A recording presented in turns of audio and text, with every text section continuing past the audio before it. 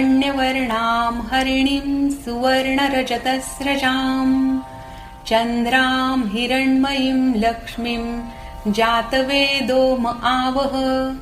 तां आवह जातवेदो लक्ष्मीमनपगामिनीं यस्यां हिरण्यं विन्देयं गामश्वं पुरुषानहम् अश्वपूर्वां रथमध्यां हस्तिनादप्रबोधिनीं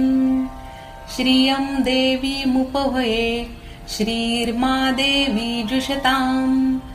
कांसोऽस्मितां हिरण्यप्राकाराम् आर्द्रां ज्वलन्तीं तृप्तां तर्पयन्तीं पद्मे स्थितां पद्मवर्णां